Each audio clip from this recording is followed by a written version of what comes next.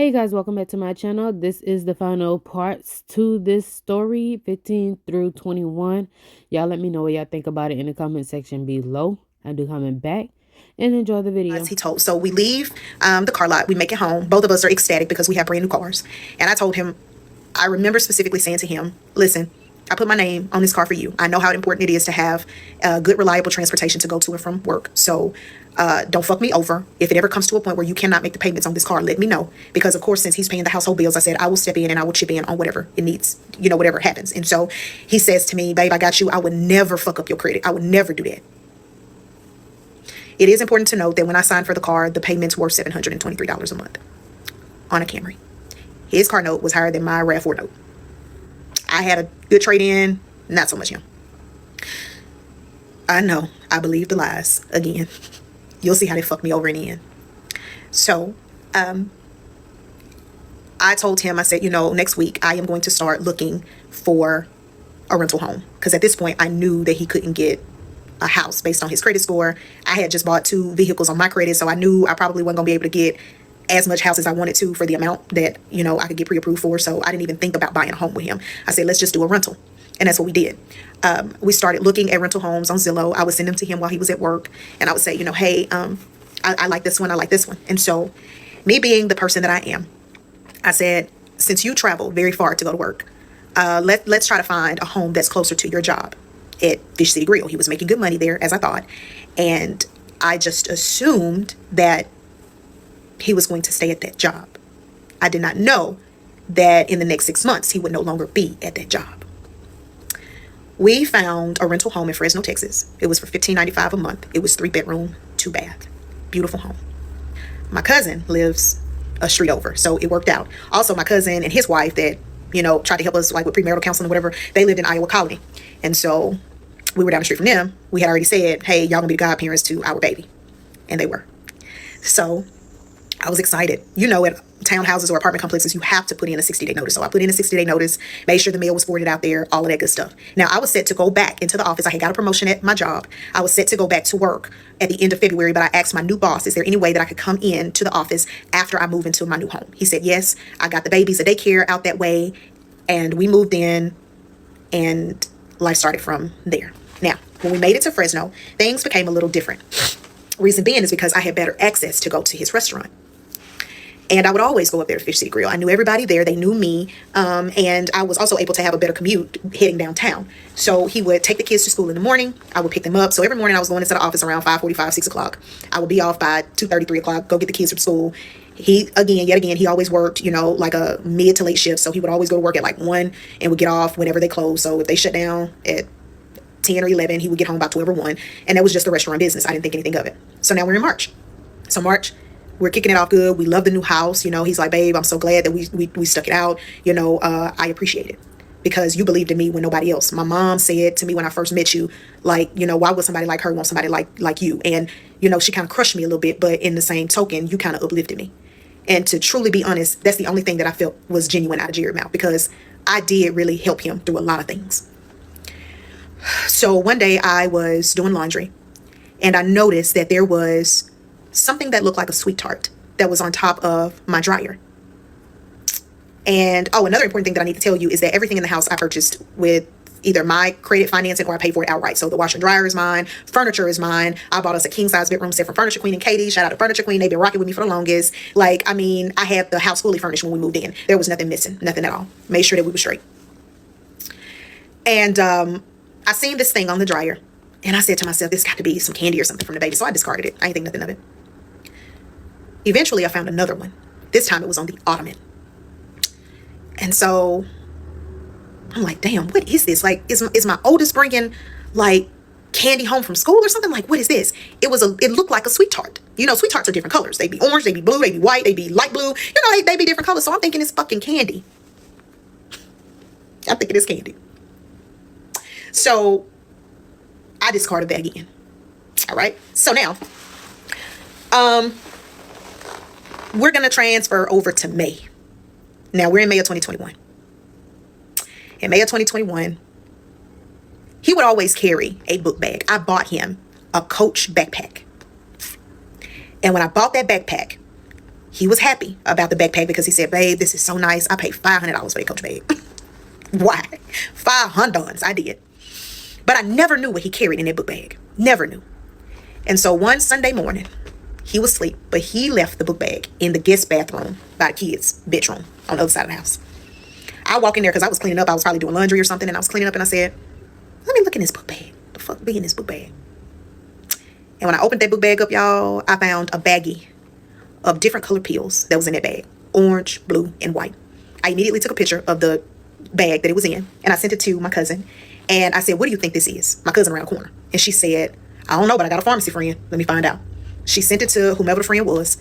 And she told me, she said, now, according to him, he says that it looks like Addie's, it looks like Speed, and it looks like some type of pain med. But those are street pills. She said, Jill, where you get this shit from? I said, well, it came out of Jerry's book bag. She said, you might want to ask him about that. You might want to ask him about that. I said, okay. All right. So I flushed him down the toilet before I asked. Because at that point, I knew that I was dealing with a man that not only lied, but that was also taking street pills and was possibly addicted to them. Part 15, the lies he told. Part 16, the lies he told. So I flushed these drugs down the toilet. One thing I knew about my ex-husband was that he smoked hella weed. I knew that. And I never smoked with him either. But there were times where he would call the weed man, and the weed man would pull up to the townhouse that we lived in, or pulled up to the home that we were living in Fresno. And it could have been two different niggas. I don't know. But he would always have product. I knew that he wasn't dealing. I knew that he was actually doing the shit. I knew it. So, because I would smell the smoke, he would sit in the garage for hours when he would get off, and he would never be able to go to sleep. There were so many signs that I missed. Some of the signs that I missed was he hardly ever slept. He was always on go. He really wasn't very active in the bed like that. It was wishy-washy, it was then, and it was then, and then it was might have been, that type of stuff. So there were different signs that could have pointed to, okay, this man might also be doing something other than weed. But it never dawned on me that he might be into street pills. Never did. Because I really never saw that man take them either. But he always had that book bag with him. All right. So I flushed him down the toilet, and I asked him. I woke him up out of his sleep, actually. I said, Jerry, get up real quick. He said, what's wrong, babe? The baby okay? Yeah, the baby okay, nigga. I said, I got a question. I had went through your book bag. Okay, for what? I said, you taking drugs? Like you taking street pills? He said, that ain't none of your fucking business, man. I said, that ain't none of my fucking business. That's crazy in my motherfucking house you raising your voice. I said, that is my business. Because I've been seeing that shit trailing through my fucking house where my kids could get a hold of this shit. I said, so you on drugs. You taking street pills, ain't it? And I told him, I said, now you gonna either quit that shit or you go ahead and get on up out of here. Because one thing I'm not gonna do is put my kids in harm's way, fucking around with you, getting like this, and you leaving drugs every fucking where. That man looked at me and he said, I ain't gonna never fucking stop it. You can leave me if you want to. And y'all, I know y'all been waiting on it. But that is the day that I waited for him to go in that room and start ironing them clothes for work. When I tell you I unplugged that iron, and I put that iron on the floor. He said, what you doing? I picked up that motherfucking ironing board and I beat the fuck out that man in my baby's bedroom. I said, because what you not gonna do is you not gonna fucking disrespect me no more. Don't raise your fucking voice at me. I'm gonna beat your ass every time, bitch. And I meant that shit. I meant it, y'all. I really did. I beat that man with that fucking ironing board. I did. And I called my mama. And I told her, I said, I beat Jared's ass with the ironing board. She said, don't do that. Don't get yourself so mad that you do something like that. I said, man, fuck that nigga, man. Fuck that nigga. So I tell her, I say, mama, he on drugs. He on drugs. So now we know that he lied, he on drugs. He go to work that day, he don't come home. Now this is the pattern that he starts of coming home and just leaving out when he want to. Don't know where he at, can't get a hold of him on the phone. He just coming in and out when he want to at this point. This is May of 2021. At the end or close to the end of May, my oldest at the time, he was getting ready to graduate pre-K and he was going to kindergarten. Mind you, I told you that both of my kids, I found a good daycare for them. So in August, my son was transitioning to the elementary school outside of that subdivision that we were in. So his pre-K school had a graduation ceremony for him. I would have never thought that my ex-husband would have missed this, but he did. He said, babe, I got a lot of people that done called out today. I'm not going to make Walker's graduation. I said, all right, man, that's cool. Part of me didn't want to really go by myself because At the time, me and Walker's daddy wasn't seeing eye to eye, and he was a little jaded because I had another baby, and he still loved me a little bit, but he married now. But I love his wife. I love his wife. So I go to the graduation, and I sit through it. I'm happy. I'm proud. Walker goes with his dad for the weekend because it was a Friday, and I decided that I was going to go up to Fish City Grill to get me something to eat. Me and Jared, we not on the best of terms, but I said, you know what? I'm gonna go up here. I went up there, and as soon as I hit that door with that stroller, one of the best servers that was there, she was the sweetest thing. I don't even remember that baby name, but she walked up to me and she said, Mrs. Such and Such. She said, how you doing tonight? I said, I'm good. And she had a look of confusion on her face. I said, where's my husband? And she said, he got off 2 hours ago. It was like 6:30 in the evening. I said, impossible. He missed my son's graduation because he said he was going to be working. Y'all didn't have enough people on shift. She said, oh, we have a full staff tonight. He told us that he was leaving for the night about 2 hours ago. So 2 hours ago would have been like 4:30. The graduation started at like 5. So I said, oh no, boo, let me call him. So she's standing right there. The restaurant packed. You really wouldn't even know where to sit in there. So I kind of pull over to the side of the door. I make a phone call. He don't answer me. Doop. Call again. Doop.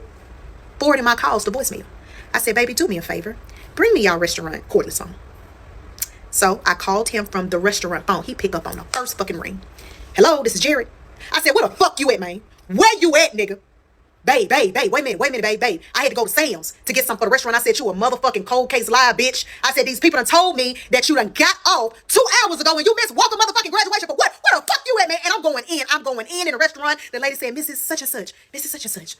Okay. I said, you lying. You a lying ass bitch. I said, but don't worry about it. I'm gonna get your ass when we get home. Don't worry. I got you.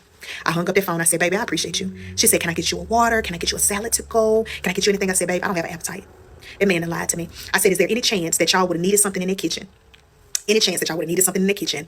And he might have went to a local Sam's or a Kroger and got some ingredients or something because that's what he told me. She said, ma'am, Jared told us that he was going home for the evening. We are not expecting him to come back. He is gone. When I called him on that cordless phone, I could hear the wind gushing in the background like he had his window down in his car. So he was off for sure. But I have no idea where he was or who he was with or what he was doing. According to him, he was going to Sam's Club because the restaurant needed something in the kitchen. Part 15, the lies he told. So part 17, the lies he told. So now I'm on the phone with my cousin and I'm like, man, bitch, let me tell you about this shit. So we talking. And I told her, I said, man, I ain't gonna lie, between the drugs, between the lying, between all of this, I gotta get out, man. I really gotta get out, but I gotta figure a way out. One thing I will say, and this is a little piece of nugget for any woman out there. I know that I kept saying in these parts, but he was paying all the bills, Sis, you can pay your own bills. I ain't never letting another nigga pay my bills again. I'm sorry. You're not gonna take away my piece. Because this was too much. This was the straw that broke the camel's back. So I get back home. And I ended the conversation with my cousin. I get the baby together. I put him to bed. About 9:15, he calls my phone. I answer. I say, what's up? He said, babe, I'm at Fish City Grill in Pearland. They needed some help out here. You want something to eat from here? I said, no, thank you. He said, all right, babe, I'm on my way home. I said, okay, cool. I fell asleep before he got home because he probably made it anywhere between 11:30. And I never brought it back up again. But it always stuck in the back of my head that he probably was somewhere with some bitch doing whatever the fuck he wanted to do. Or he was probably somewhere getting high. Don't even know. And it's irrelevant now. But it's the fact that he even lied to his place of employment. Because you told them folks that you was gone for the night. I don't even know if they had a GM on the floor that night. So it wasn't just me. So I got a phone call. Within that same month from my cousin, and she was telling me that her sister wasn't doing too well. She said it wasn't gonna be long before we would have to make arrangements to get ready for a funeral. My cousin was young, and that was a really tough time for my family. So I dealt with grief before anything. I dealt with grief. So I told him, I said, babe, you remember my aunt when we went to Mississippi? He was like, yeah, babe. I said, well, her daughter, the one that lives with her, ain't doing too well. I'm gonna probably have to go to Mississippi at some point. He said, okay, whatever you need. I said, I'll probably just need you to make sure the baby cool. He said, all right. So I got that phone call one day while I was driving into work. So that'll come back sooner or later. And I'm sorry, y'all, I get emotional on certain points because I'm really not over her yet. I'm really not over it yet. So One morning, about 5 in the morning, I get up, I'm getting dressed for work, like a normal day. And I noticed that one of his phones is laying on the couch. He's in the bed. I don't know what made me, but I did. I went through the phone. Again, I went through the Chase banking app. I was concerned at some point because he was still making all of the bills. But he was also out of nowhere giving me extra money, whether it was extra money to get my nails done, extra money to get more wigs, because I'm a wig finessa, whatever the case may be. He was just giving me bread. And I kept saying, where you getting this money from? And he told me, he said, I got a bonus at work. I don't really think restaurant GMs get bonuses, but I mean, what do I know? During the time, I thought that was truth. And I went through that Chase app. And the same day that he was getting a deposit from Fish City Grill for his job, he was also getting an unemployment check from the government. I don't know how he pulled it off. And I will tell you that the entire time that I knew this man, even up until now, he has never filed taxes. Never filed taxes. I have no idea how he's getting away with this at this point in time. So I took screenshots of that. I said, okay, he getting unemployment. But I also go to his Cash App. And I noticed that he is making a lot of transactions to the weed man. But these transactions are beginning to be between $350 to $550 a week. And I said, okay, I know that he doing weed and I know he doing the pills or whatever, but man, I thought, me and him had talked about it. I told him, I was like, hey, I know what you said about the drugs, but you're gonna have to quit it. He did come home one day and he told me that he wanted to quit. This was before I found the stuff on the phone. And he said, I do want to quit, but I'll go to a therapist. I'll go to a therapist. I believed him. I also went to his T-Mobile account. And I also found out that he had been on the phone with this one number the entire time that he'd be at work. Sometimes the conversations were 6 hours long. Sometimes they were 9 hours long. And some of the conversations were occurring while I was at work and he was at home. And I did not know who the number was, but I screenshotted it too. Like, I took a picture of it from my phone, from his phone, whatever. I questioned him about it all. I said, what is going on? Again, he got upset. He told me ain't no reason that I need to be going through his shit. I told him, I said, we are married, Jared. You got to tell me what's going on. Because now you fucking with the government. What you got going on, player? Like, what's going on? Again, he started this shit up by leaving the house and not coming back. Anytime we got into an argument, he would leave the house and wouldn't come back for days. So I said, all right, man. At this point, I really do got to find me a way out. I really do. So when I asked him about the phone calls, he said, you told me to get counseling. That's my therapist. I said, what's the therapist's name? Because you're on the phone with the therapist for 9 hours. Who's the therapist? He gave me some bogus ass name. And he also was the type too, when I found shit, he said, you figured out, you the one that want to know the answer to the question. He had that type of attitude. Once again, head between the wash and dry. Tear that ass up. Don't please watch your mouth and watch your fucking tone when you're talking to me. Because by that time now, I'm not going to lie, and it break my heart, I had become abusive physically. I most definitely did. Part 17, the lies he told. Part 18, the lies he told. So, soon after I got that information, confronted him about it. He said what he said, he did what he did. I started thinking in my head of solutions to be able to financially uphold this house without this man being here. It was going to be tough. It was going to be tight. But I said, I will start packing that money down for the next 3 to 6 months. I'm going to stick this thing through. But I need to at least get a good 6 months of rent under my belt so that I can be comfortable with the savings account. Because I already knew that if we split, there was a possibility that he was not going to immediately pay child support, even though I was going to put his ass on there. So I got the phone call that my cousin passed. I went home before the funeral. I went home the day that I got the call about her passing. I went home to be with her mom, my aunt. I stayed there with my aunt until my cousin traveled with her family from North Carolina. When my cousin came in town, I think I spent the next night at home, like in Mississippi, and then I flew back to Houston. He was here with the baby when I went home. But when it was time for the funeral, which the funeral was during the week, I told him, I said, I know that you have to work. And when I go home, I'll probably be home for maybe 2 nights max. But when I go home this time, I know since you're working, take the baby to my cousin, which I call aunt because she is like an aunt to me. She helped me when I first moved here to Houston. I said, take baby to her in Fairfield, in Cypress, down there by the Outlet Mall. If you know where Fresno is, you know that from Fresno to Cypress Outlet Mall is a good hour drive. That's a far drive. I said, so just go ahead, take him over there. When I get back in town, I will go and pick him up, and then I will bring him back home. He said, babe, whatever you need, I got it. You know, I know that you got to go home for this. I said, okay, thank you so much. The day came where I got on the plane and I flew to Mississippi. My cousin, which is my aunt, keep in mind now, I call my cousin my aunt, but her son was living with her at the time. And my cousin is around 36. And for the story purposes, we're going to say his name is Dwayne. Dwayne is at home with my aunt. And Dwayne is going to be the one that goes and get the baby from the car from my ex-husband. So I'm on the phone with my ex-husband. I've already landed in Mississippi. I'm on the phone with my ex-husband and I say, hey, have you pulled up? Have you pulled up on my aunt?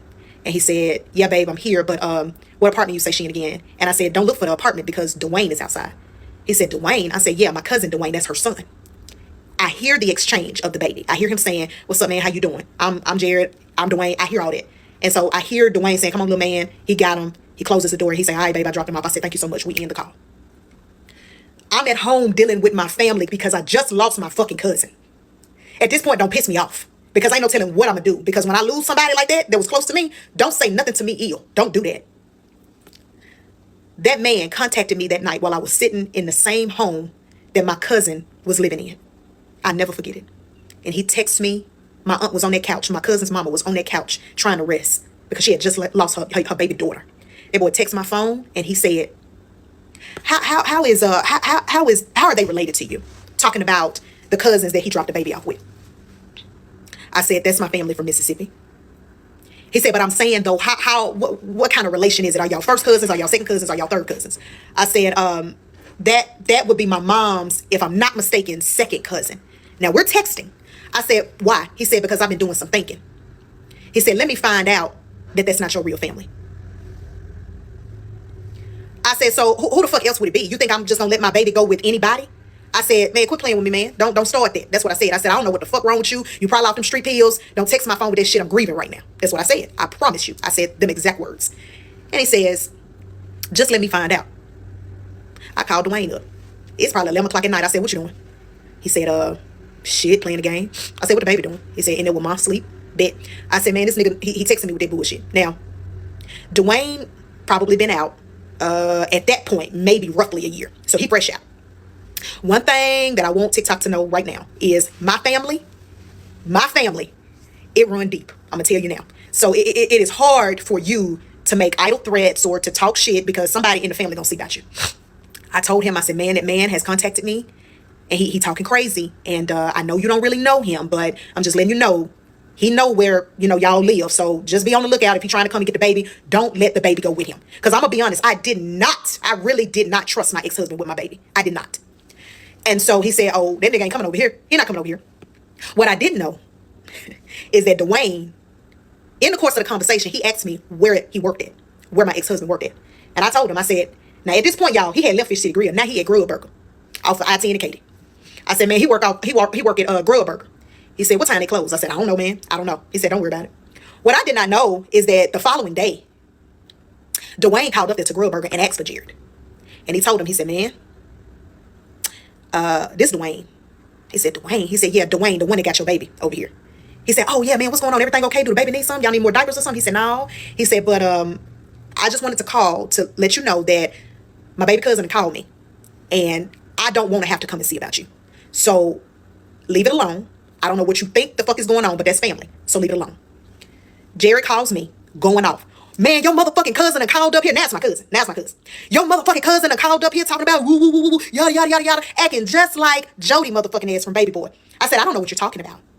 You told that nigga that I said, I ain't told nobody shit. Now at this point, now I'm playing your game. Now I'm lying. I said, I ain't told nobody shit. I said, but I told you, stop fucking playing with me. Don't play with me, sir. Don't do it. I'll catch you up on the next part. Hang up the phone from him. I quickly sent him a text message and I told him, I said, listen, I know you and I have not been seeing eye to eye. I have no idea what you're talking about when it comes down to my cousin, contacting your job, whatever the case may be. However, what I will tell you is that I am dealing with the death of a family member. I am currently grieving. This is not what I need right now. Remember, I told you guys that I was dealing with postpartum depression already. And, postpartum can stick around for a while after you've had a baby. So there were things that I was personally dealing with. I was dealing with my own stuff, And so he did not text back. He waited until the day that I flew out, which was not not the day of the funeral, but the following day. I was standing in the airport in Jackson, Mississippi, getting ready to board my flight. And I got a text message from Jared. And he said, so as I have had time to sit back and to reflect, I believe that I dropped our baby off at his real daddy house. I believe that ain't your auntie, but that's in fact our baby's grandmother or your baby's grandmother. He says, so I want a DNA test when you get back. I may have mentioned this in previous videos. The baby looks exactly like my ex-husband. Split an image. You will know that that baby belongs to him because that baby took everything of him. His teeth, his eyes, his face, everything. He even sharp like that nigga. He took everything. I said, of course you can have a DNA test when I get back. I said, but also when I get back, make sure all your shit out of my house. Make sure everything gone. Spotless. He takes me back and he told me, you got it. All right. So I flew out. I did call Dwayne back and I said, Dwayne, he told me that you my baby daddy, bro. He said, man, to be honest with you, man, at this point, I really do believe that the man, he got to be high. Like there has to be something going on with him. I said, absolutely. Absolutely it is. I said, but stand down. Don't bother. I said, don't even worry about it. Now, by this time, Dwayne big brother done called up into the restaurant too. See, I didn't know that it was going that deep. I had no idea. Now, my other cousin, which is Dwayne brother, he's in San Antonio. He's in San Antonio. So I said, I ain't know, big boy, call homeboy job. He said, man, we not playing with that nigga, man. That nigga gonna have to see us one day. I said, all right, man. I get it. I get it. Real hitters now. Real hitters. Sometimes I just talk, but they actually walk, period. So I get back in town. Instead of me going straight home, I leave the airport. I get to my aunt. Remember now, my auntie is Dwayne's mom, but she's really my cousin. I don't want to confuse anybody because y'all get confused quick. I went to her house and I stayed with her that night, slept in her bed with my baby. And I told her, I said, auntie, I'm tired. I'm tired. She already knew what was going on. Dwayne had already let her know. But I told her, I said, I really cannot do this anymore. I just can't. She said, I know, baby. I know. So the next morning, I get up. I get the baby together. We leave my aunt's house. I travel to Fresno and I drop him off at daycare. And I go to the house. And y'all, that was the first time that I felt God in my home. Because it felt like the devil left. When I walked through that house, it was still. The peace that I felt that day, that felt like freedom to me. Because when I went to that closet and the left-hand side where everything that was his was at, it was completely empty. And I fell to my knees in that closet and I told God, thank you. Thank you, God, because you knew that I couldn't do it no more. You knew that I could not do it no more. You knew it. And I kept going. I kept praying and I kept telling God, you kept me, man. You kept me. You kept me. You kept me through this entire thing. You kept me. You helped me and you kept me. I could have went to jail. That man could have killed me. He could have did anything. And when I mean kill me, because when you beat somebody with an iron board, when you beat a nigga ass with an iron board, man, it hit different. For a man to get their ass beat by a woman, man. It do. I can only imagine how it felt for a man to have a woman to put their hands on him. Because he a lying ass man. Because he couldn't be what a real man would be in a household. But that day was dedicated to thanking the Lord himself. Because I could not muster up the faith to leave. Even through the lies, through the drugs, through the verbal abuse, through the mental abuse that man put me through the infidelity. I had so many reasons biblically that I could have divorced that man. So many reasons. But I stayed because realistically I cared for this man. I carried his child. And a lot of y'all not going to understand how I stayed through all of that. But I truly believed that somehow, some way it was going to turn around in my favor, but it never did. But what happened was that God made sure that I came out on top at the end. I didn't see it when I was going through it. I kept looking at my baby and I kept telling him, I'm sorry, baby. I brought you in here. I brought you in this world and you don't deserve to have no daddy that don't look at you the same way he look at other people's kids and love on them. My baby didn't deserve that, dog. And he don't deserve that at all. This is that man's only child, his flesh and blood, his son. And I allowed it to happen, man. I did. And I take full responsibility and accountability for my actions. I do. But that day, was the day that I could have walked with my head held high and couldn't nobody tell me nothing. Because when that man left my house, I knew that was the last time. That was the last time that I was going to allow him to come in. That was it. Part 20, the lies he told.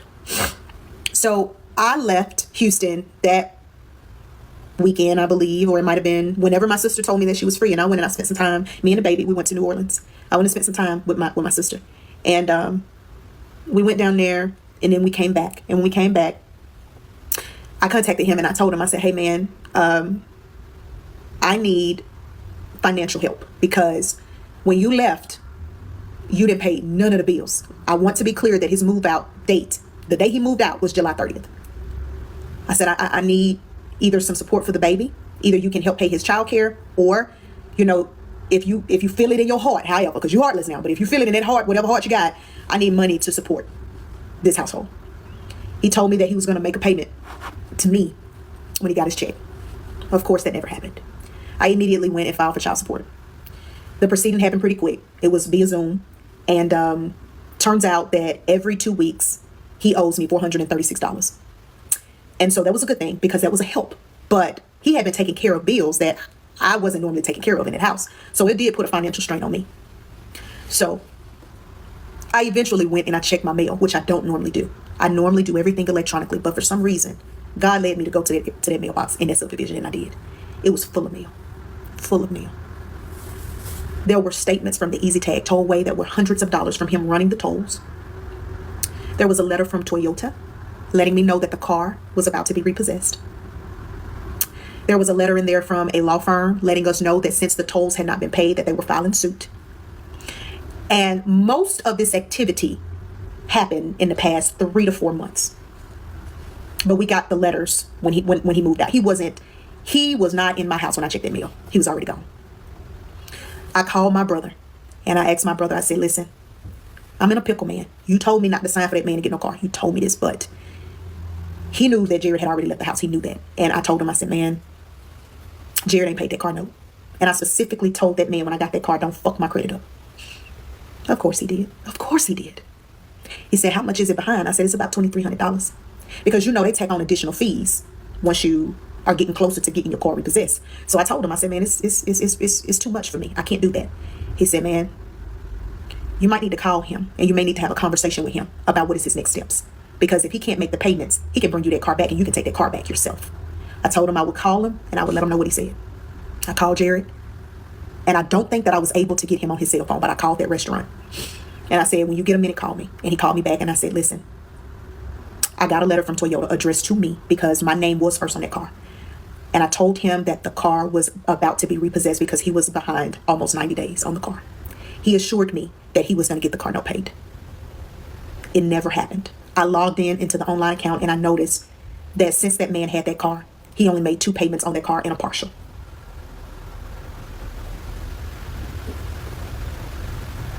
So I knew then that I was fucked. My credit score was messed up, about to be messed up. I did not know how I was going to financially handle the bills in my home. I knew that it was going to be rough for the next year or the next couple of years. It was going to be bad for me. So when he did not make the payment, they sent me another letter. And they basically said the same thing in the letter. This is, and they have a legal name for it. And I should know it right off the bat because I am in the legal field. But either way, it was them letting me know as soon as we can get to that car, it's gone. Your limit has extended for us to be able to give you the grace to pay the extra money that we told you we needed, whatever the case may be. I called that number on that letter and I told him exactly where he worked and where his mama lived. I said, "Y'all go get that car." Because I gave Jared 2 options when I called him. I told him either bring that car to me and bring me them extra set of keys that you never would let me have for whatever reason, or make the payment. And he chose to make the payment. I don't even believe to this day that man knew that I was the one that told them where that car was. Come get it, because it's mine. That's my car. It's my car. It's my car. My aunt, she wanted to buy it from me, but I told her, I said, "Auntie, I don't even think that I get my hands on it. I don't think I get my hands on it." Now, he was on the car as well. He was, but he was, the way that his credit matched up, they had to put me first. Had to put me first. So that happened to me. And child support started coming in. I started, figuring out that there were more lies that had been told to me more than once. Women continue to keep bothering me on social media about him, letting me know that he a dog ass nigga, he ain't shit. How could you marry a man like this? And it was embarrassing. It was humiliating, very much so. He never really contacted me about the child until it was like the baby's birthday or something like that. It wasn't a regular, hey, how is he doing? Nothing like that. What I did when he left out of that house and when everything had kind of settled down, I made me a prayer closet. And I went in and I worshiped God every morning at 5 o'clock before I got my kids up to go to school. Because now at that point, I was the single mom. I worshiped God. I allowed God to love on me. I told God that, I know that you had better for me. I just simply couldn't wait. And because of this is where I'm at. I reached out to a few family members. I asked them like, hey, financially, I'm struggling. Can you help? Some people did. Some people couldn't. And it's okay because I built that bed and I had to sleep in it. But there were times where I was basically in the negative and didn't even care that they were going to charge $36 because I was making the transaction, but my babies had to eat, man. And as I look back now, I regret the relationship. I regret letting it get that far. But in all, I love my baby. He is special for real. He really is. That was the best thing that could have ever came out of their relationship. The best thing. Guys, before I get to part 21, I want to share an informational video regarding child support and the Step Up program here in Texas. I'm not sure if other states have this, but if you are in Houston, Texas, and if you have been listening to my story and you have experienced the same thing that I've experienced, whether it is with your son's father or with your husband, and you are thinking about putting him on child support, but you are afraid or have some safety concerns when it comes to your the other parent, there is a thing called the Step Up program that I am on with my son's father, ex-husband, if you will. I hate saying that. But what it is that since my son was so young when me and his father separated, the Step Up program allows the non-custodial parent to have supervised visitations with anyone that the custodial parent chooses. It could be a family member, it could be them, like the custodial parent, or it could be someone, I believe, of a court. But they will have supervised visitations for up to 2 years. And if they complete all of the supervised visitations, that is when they will have a lone visitation with their child, but it is like a ladder. It's a step up, meaning that it will be like one night overnight, like on a Saturday, and then he would have to come back home. He would have to do that for 2 or 3 months. So if you don't start the Step Up program, it's one of those things where if you start it and you stop, you have to start all over again. So he did one visitation supervised with me at Chuck E. Cheese with our kid, maybe 3 or 4 months after he moved out, and he did not do the full 4 hours. So his time goes back again. So he has never abided by it because he doesn't contact me about his kid unless it's his birthday and he wants pictures so that he can post it on his social media and say how big of a big boy he has now that he doesn't see. So I just wanted to make this video as an informational video for a woman that may have that situation going on and they needed that assistance. Guys, part 21, the lies he told. After he was placed on child support and after it actively started to come in, I was able to take care of daycare for my kid and everything like that. I eventually moved back to the Cypress area, and I let the house go because I filed bankruptcy and I put the house in through bankruptcy. And yes, if you are renting, you can do that. I don't know if y'all know much about bankruptcy, but you can do that. I had to file bankruptcy because of the repossession. My credit was suffering. My finances were suffering. I had got into a whole lot of debt dealing with Jared, and it was mainly because I wanted to be that wife. I wanted to be supportive of him, and I did make a lot of dumb decisions and a lot of unnecessary transactions because of it. Once again, I cannot stress this enough that I am fully to blame for that relationship. It should never happen. But once again, this is an awareness thing for me, and I'm able to get this out because I hope that it reaches somebody. I did not get harassed a whole lot when we separated. I filed for divorce in April of 2022. And I filled out a paper that stated that I could not afford the divorce. The first hearing that we had, he did not show up. The judge was gracious and said, hey, send him a text message and let him know that he will be held in contempt of court if he does not show up. I sent him a message, and at that point, I was no longer texting him from my number. I would only use a Google Voice number to communicate with him. I did not want him to have any access to me. The child support order allowed us to talk through an app when it comes down to the child. You can FaceTime in that app, you can call in that app, you can text in that app. He never would use that app, and it tells you when the last time that person was seen on the app. He definitely doesn't log in. So I sent him a message to his number, the number that I had for him, because he would continuously change numbers. And I told him, I said, hey, we had court today for the divorce. I know you were served. I had him serve you at your mammy house, but I knew you were served. And if you don't come to the next hearing, the court stated that you will be held in contempt. And I don't really think that you want that for yourself. He responded back and he said, I didn't get any paperwork or anything about a divorce. I said, Jared, you signed the divorce decree. DocuSign. Still lying. I said, but it's okay. It's cool. No problem. I said, but I'll email you the divorce decree that you signed that should be in your email. But I'll email it to you. And I did. And I did reiterate on the email that if you do not show up, you will be held in contempt. The next hearing, of course, he did not show up. He told me he was coming, but he did not. It was a default divorce. I was granted everything in the divorce decree. And he is responsible for paying for the divorce, not me. It came out to like maybe $493 because of court costs and everything like that. And I look on there often to see if he has made payment. He has not. That happened almost 2 years ago, so he has not. And after the divorce happened, and when I went ahead and did the whole bankruptcy thing, I moved on back over here to this side of town. And I've been staying over here since then. You guys may care, y'all may not care, but the baby will be 4 in October.